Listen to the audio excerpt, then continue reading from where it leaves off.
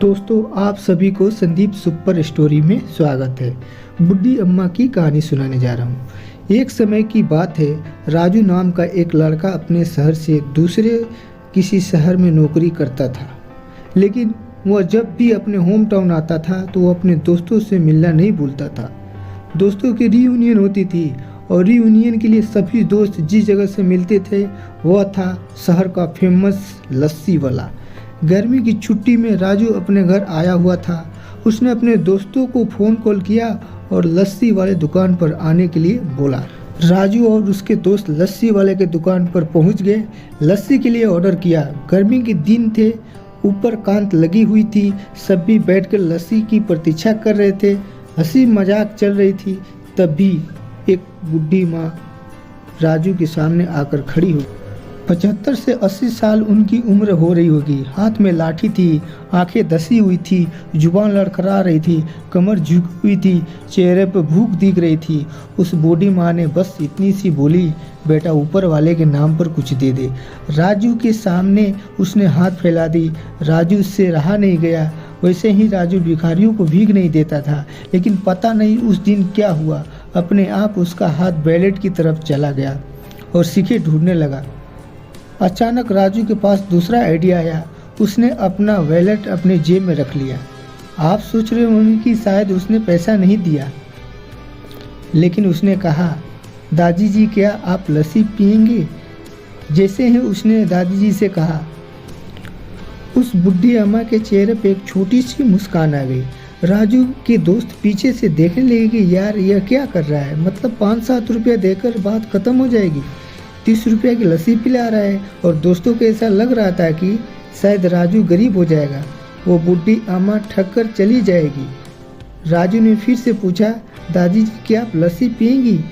दादी जी ने ना नुकुर करते हुए धीरे से हाँ भर दी और उनकी हाँ को देखकर राजू को लगा कि यह बहुत दिनों से भूखी है। उसने जोर से आवाज़ लगाई कि भैया एक लस्सी और लाना। दादी जी दूर जाकर खड़ी हो गई, फिर से वापस लड़के के पास आई और अपनी पोटली से कुछ सिक्के और पैसे निकाली और बोली, यह 5-7 रुपये मेरे पास है, जो आप पेमेंट करोगे उसमें यह पैसा मिला लेना। लड़के के चेहरे पर सारे भाव उड़ गए। उसकी आंखों में आंसू आ गए। उन्होंने पैसे देने की बात कर दी। लड़के ने कहा, माता जी माफ़ कीजिए, आप जाकर बैठिए, अभी लस्सी आ रही है। लस्सी वाला लड़का आकर सबको गिलास दे दी, उनको भी गिलास दे दिया। अब वह अम्मा दूर जाकर नीचे ज़मीन पर बैठ गई और सभी दोस्त कुर्सी पर बैठे हुए थे। अब वो कुर्सी लड़के को काटने लगी कि मैं यहाँ बैठा हूँ, वह नीचे बैठी हुई है। लड़के को मन ऐसा कर रहा था कि उनको बुलाऊं और अपने पास बगल की कुर्सी पर बैठा दूं, लेकिन फिर लग रहा था कि लोग सोचेंगे अजीब आदमी है, भीख मांगने वाली महिला को यूँ बैठा रहा है। अचानक राजू को दूसरा ख्याल आया। वो अपनी कुर्सी से उठा और उनके पास जाकर नीचे ज़मीन पर बैठ गया। दोस्त देख रहे थे कि क्या हरकत कर रहा है। तभी वह लस्सी वाला ने दूर से आवाज़ लगाई, भैया इधर आइए, 2 कुर्सी आपके लिए भिजवा रहा हूँ। नौकर 2 कुर्सी लेकर आया। दादी जी और उस लड़के को बैठाया। उसके बाद में वो लस्सी वाला बोला, सर जी धन्यवाद मत कहिएगा, क्योंकि मेरे दुकान में तो ग्राहक हमेशा आते हैं, लेकिन इंसान कभी कभार आते हैं। आज अपने यहाँ आकर और ये सब करके मेरी आंखें खोल दी है, मुझे बहुत बड़ी बात सिखा दी। अब से मैं कोशिश करूँगा मेरी दुकान के आसपास अगर कोई ऐसे दिखे तो मैं उसे फ्री में लस्सी पिलाऊंगा। ये छोटी सी कहानी हमें बहुत बड़ी बात सिखाती है। मदद करते चलिए, मुस्कान बांटते चलिए। अगर आपको ऊपर वाले ने इस काबिल बनाया है कि आप किसी की मदद कर सके तो मदद करने से पीछे मत हटिए। कई लोग कहते हैं कि भिखारी को भीख देना नहीं चाहिए।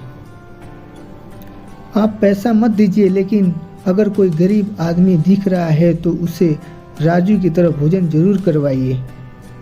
हमारी वीडियो आपको और कहानी अच्छी लगी है तो लाइक करें, कमेंट करें और सब्सक्राइब करना ना भूलें।